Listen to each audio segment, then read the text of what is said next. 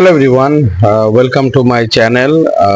আজকের অনেকক্ষণ ধরে ভাবতেছিলাম যে খুব একটা ভিডিও বানাবো, র্যান্ডম একটা ভিডিও বানাবো এক্সপোর্ট নিয়ে, যে আসলে এক্সপোর্ট করতে গিয়ে আমরা কোন কোন সমস্যার সম্মুখীন হইতে পারি, আর এক্সপোর্ট করতে গিয়ে আমরা কি কি ঝামেলায় পড়তে পারি ফিনান্সিয়ালি বা অন্য কোনো, বিশেষ করে তো ফিনান্সিয়ালি। অন্য কোনো ঝামেলা তো আসলে হয় না, হইলে আপনার টাকা মাইর যাবে, যেটা হয় সেটাই। তো টাকা মায়ের যাওয়া ছাড়াও ওই টাকায় মায়ের মায়ের গেলে আপনার আরো কি কি সমস্যা হইতে পারে সেটা নিয়ে। অ্যাকচুয়ালি শুধু যে এক্সপোর্টের বেনিফিটসই সারা সময় বলে গেলাম, বা এক্সপোর্ট করলে এই টাকা, এক্সপোর্ট করলে এত টাকা, এক্সপোর্ট করলে এত টাকা, শুধু ব্যাপারটা এরকম না। যারা এক্সপোর্ট করে তারা বুঝে যে আসলে এক্সপোর্ট করলে যে টাকার বিজনেস হয়ে থাকা, ব্যাপারটা এরকম না। এক্সপোর্ট করতে গিয়ে বিভিন্ন ধরনের রিস্ক, বিভিন্ন ধরনের সমস্যা প্রতিনিয়ত ফেস করতে হয়, কারণ এটা একটা business, and business is all about risk. But হ্যাঁ, এক্সপোর্ট তুলনামূলক কম রিস্কি বিজনেস, বাট অনেকাংশে রিস্কি বিজনেস বলা চলে, কারণ এখানে আপনার টাকা আপনার কাছে থাকে না, আপনার বায়ারের কাছে থাকে। এই জন্য এক্সপোর্ট বিজনেস শুরু করার মধ্যে সবচেয়ে ইম্পর্টেন্ট ইস্যু যেটা হচ্ছে আপনার বায়ার সিলেকশন করা। বায়ার সিলেকশন করা, যদি আপনার এই ইস্যুটা যদি সলভ হয়ে যায়, বায়ার সিলেকশনের ক্ষেত্রে যদি আপনি মোটামুটি, বা আপনি যদি একটা ভালো বায়ার পেয়ে যান, আমি বলবো যে আপনার জীবন পরিবর্তন করার জন্য সেটাই যথেষ্ট। আর বায়ার যদি ভালো না হয়, আপনার জীবনকে হেল্প করার জন্য সেটাই যথেষ্ট। তো সমস্যা কি হতে পারে, যেমন এক্সপোর্ট যে কোনো ধরনের সমস্যা হতে পারে। যেমন আমি বলি, আমাদের গত সেপ্টেম্বরে আমরা বড় একটা সেপ্টেম্বরে না, সরি, অগাস্টে আমরা বড় একটা সমস্যায় পড়ছিলাম। কিভাবে? আমাদের বায়ার মক্কার বায়ার ভালো বায়ার, আলহামদুলিল্লাহ। আমরা যে শিপমেন্ট করছি আমাদের পেমেন্ট গুলা ঠিক রাখছে। তো কিন্তু আপনার তো শুধু শিপমেন্ট করলেই হবে না, আপনার মেইনলি আপনার তো বাইরে থেকে আপনার টিটি আনতে হবে। দ্যাট মিনস আপনার ফরেন কারেন্সি আনতে হবে। আপনি ধরেন $10,000 সমমূল্যের মাল এক্সপোর্ট করলেন, তো $10,000 সমমূল্যের মাল এক্সপোর্ট করলেই তো সাথে সাথে আপনি ব্যাংক আপনার কাছে $10,000 মতো পাওনা হয়ে আছে। ব্যাংকে আপনার ব্যাংকিং থ্রুতে ডলারে, মানে ফরেন কারেন্সিতে ওই টাকাটা কিন্তু আপনার আবার আনতে হবে। এটা কিন্তু আপনি অস্বীকার করতে পারবেন না, ব্যাংকের রেকর্ড থেকেও আপনি পালাইতে পারবেন না। আপনি হুন্ডিতে এনেও এটা সমাধান করতে পারবেন না, কারণ হুন্ডিতে যদি কোনো এক্সপোর্টার একবার ঢুকে, সে এক্সপোর্টার শেষ, কোনো সরি কোনো রাস্তা থাকে না আর। সো আমি যেটা বলতে গেলাম যে ব্যাংকিং, আপনি যখন আপনার বায়ার, তখন বায়ারের কাছে আপনি $10,000 পাওনা হয়েছেন, তখন আপনার বায়ারের কাজ হইতেছে আপনাকে সেই $10,000 পরিপূর্ণভাবে পেমেন্ট করে দেওয়া ব্যাংকিং থ্রুতে, তাদের ব্যাংকের মাধ্যমে আপনার সুইফটে কন্ট্রাক্ট অনুযায়ী কন্ট্রাক্টে আপনার পেমেন্ট আসতে হবে। তো আর সেটা যদি প্রথমত আপনার যদি ধরি যে আপনার বায়ার, আমার যেটা হয়েছে, তো আমাদের যে বায়ার ছিল মক্কার, তিনি, আমরা যেই কফিলের মাধ্যমে মালগুলা আনতেছিলাম, বা যেই সৌদির কোম্পানির মাধ্যমে মালগুলা পাঠাচ্ছিলাম, তো তার যে ম্যানেজার, আমাদের একটু জাস্ট তার নামটা পরিচিত, তার যে ম্যানেজার, তার কাছে আমার পার্টি অলমোস্ট ভালো একটা টাকা দেয় টিডি করার জন্য।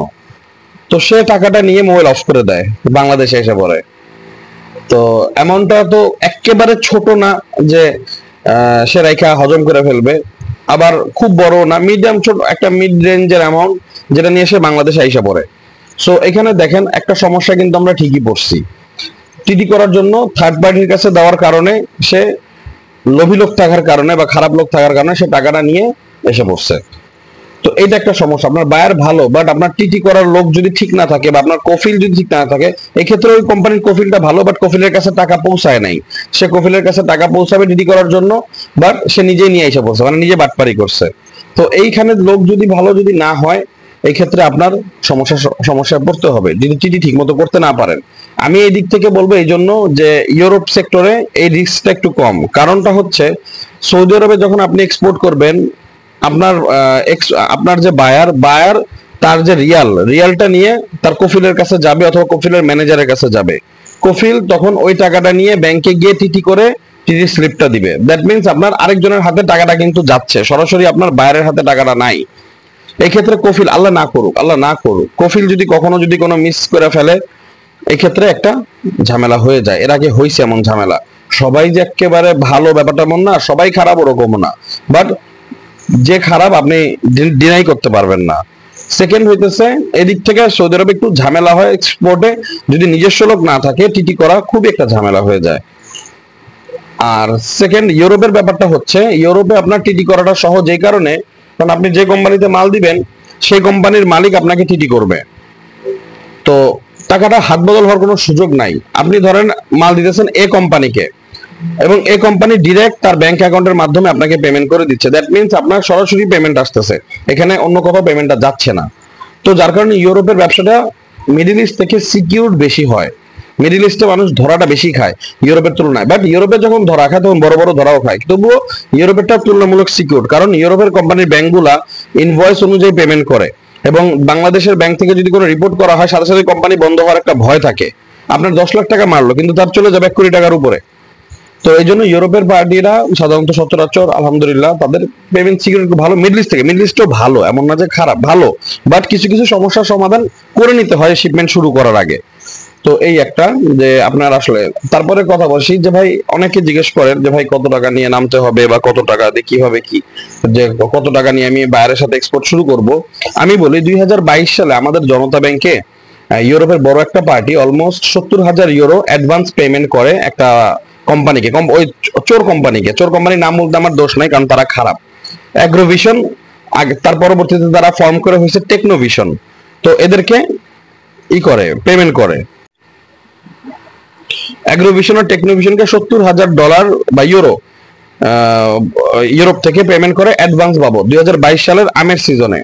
তো অ্যাগ্রোভিশন বা টেকনোভিশন কি করছে, আগে যেমন আপনার অ্যাডভান্স পেমেন্ট আসলে আপনি সেটা বের করে নেওয়ার একটা সুযোগ ছিল কোনো কিছু ব্যাংকে কথা বলে। তো অ্যাগ্রোভিশন বা টেকনোভিশন আমার চোখের সামনে তারা কি করছে, অলমোস্ট শিপমেন্টের কথা বলে বিভিন্ন বাহানা দিয়ে 45 লাখ টাকা, 70,000 ইউরোতে তখন 101 বা 102 টাকা করে 72 লাখ টাকা হয়। তো অ্যাগ্রোভিশন বা টেকনোভিশন 45 লাখ টাকা অ্যাডভান্স বের করে নিয়ে পালাইছে। অ্যাগ্রোভিশনের মালিকের নাম ছিল মোস্ট প্রবাবলি, থাক নাম বলি না, কোম্পানির নামটাই যথেষ্ট। তো পালাই গেছে। তো আমাদের ব্যাংকে তখন ওই বাইরের কোম্পানিটা চিঠি দিছে যে ভাই আমি যে এতগুলো টাকা পাঠাইলাম কিন্তু আমার মাল তো আসলো না। তো আমাদের ব্যাংক তখন বললো যে ভাই আপনি তো লেখা দেন নাই যে অ্যাডভান্স পেমেন্ট করতেছেন, আপনি তো জাস্ট বিল করে দিয়েছেন বা পেমেন্ট পাঠাই দিয়েছেন কন্ট্রাক্ট অনুযায়ী। যদি লেখা দিতেন অ্যাডভান্স পেমেন্ট তাহলে আমরা পেমেন্ট দিতাম না। বাট তবুও এই ব্যাংকে যেহেতু 45 লাখ টাকা নিয়ে গেছে, আরো 28 লাখ টাকা আমাদের জনতা ব্যাংকে ওই কোম্পানির এখনো সান্ডি অ্যাকাউন্টে পড়ে আছে। তারা ফেরত চাইলে ফেরত পেয়ে যাবে, তারা হয়তো ফেরত চাইছে according to rules and law, banking law, তারা ওই তাদের টাকাটা ফেরত পেয়ে যাবে খুব তাড়াতাড়ি। বাট কথা হইতেছে টাকাটা নিয়ে যে পালায় গেল, এই ক্ষেত্রে সে বাইরের একটা ইউরোপিয়ান কোম্পানিকে সে ধোকা দিল। এই ধোকা দেওয়ার কারণে পরবর্তী থেকে আমি যতটুকু দেখছি যে বাইরের কোনো অ্যাডভান্স পেমেন্ট আসলো, ধরেন আপনি এমন একটা বায়ার খুঁজে বের করলেন যে যে আপনাকে অ্যাডভান্স পেমেন্ট করবে, আপনার কোনো ইনভেস্টমেন্ট এখানে দরকার হচ্ছে না। সে অ্যাডভান্স পেমেন্ট করলেও আপনাকে ব্যাংক তখন তাৎক্ষণিক টাকা দিবে না আপনি শিপমেন্ট না করা পর্যন্ত। আপনাকে 5 লাখ টাকা পাঠাইলো একটা শিপমেন্ট করার জন্য, তখন আপনার ওই শিপমেন্টটা করার জন্য যে মনে করেন 5 লাখ টাকা লাগবে, আপনি মনে করতেছেন ভাই আমার তো অ্যাডভান্স চিঠি করছে এই টাকাটা দিয়ে আমি শিপমেন্ট করে দিব, বাট আপনি তখন শিপমেন্ট করতে পারবেন না, ব্যাংক আপনাকে চিঠি দিবে না আপনি যতক্ষণ না শিপমেন্ট করে এসে ব্যাংকে শিপমেন্টের পেপার জমা না দিবেন। 5 লাখ টাকার শিপমেন্ট, ধরেন $5,000 শিপমেন্ট করছেন, ব্যাংকে ডকুমেন্ট জমা দিচ্ছেন, তখন আপনাকে ওইটা দিয়ে দিবে। এটা বর্তমানের পরিস্থিতিতে চলতেছে আমার দেখা অনুযায়ী, কারো কাছে যদি এটা ব্যতিক্রম হয় হইতে পারে, যার আমার যেটা দেখছি। তো এই ক্ষেত্রে আপনার কি করতে হয়, এই ক্ষেত্রে আপনার ভালো একটা টাকা হাতে সবসময় রাখা উচিত এক্সপোর্ট করার জন্য। আসলে আর এক্সপোর্ট হইতেছে এমন একটা বিজনেস, আমি ব্যক্তিগতভাবে মনে করি এক্সপোর্টে তাদেরই আসা উচিত যাদের অন্তত অ্যাটলিস্ট 10-20 লাখ 30 লাখ টাকা হারাইলেও তারা দাঁড়ায় থাকতে পারবে বা ভেঙে পড়বে না। 10-20 লাখ 50 লাখ নষ্ট হইলেও, আমি বেশি অ্যামাউন্টের কথা বলতেছি না, বাট বলতেছি কারণ কি, আপনি যখন ডিরেক্ট পার্টির এক্সপোর্ট করা শুরু করবেন, বাই চান্স পার্টি যদি আপনাকে ফেল করে বসলো, যাতে আপনি বেকায় না যেতে পারেন, আপনি যাতে স্ট্রং থাকতে পারেন। এই জন্য আমি প্রথম কথা যে আপনি এক্সপোর্ট করতে গিয়ে প্রথমত আপনি দেখবেন যে আপনার যে বায়ার সে ঠিক মতো পেমেন্ট টিটিতে করতে পারে কিনা, মানে ফরেন কারেন্সি বা ডলার বা ইউরোপে করতে পারে কিনা, এক। এবং তার 2 নাম্বার হইতেছে তার যে পেমেন্টটা সে করবে ডিরেক্ট আপনাকে করবে, এখানে কোনো থার্ড পার্টি ইউজ করবে কিনা, এটা আপনি খুব ফলো করতে হবে। 3 নাম্বার হইতেছে বর্তমানে যেগুলা করে কোম্পানিগুলা, ওগুলো হইতেছে বায়ারের রিপোর্ট, ক্রেডিট রিপোর্ট চেক করা।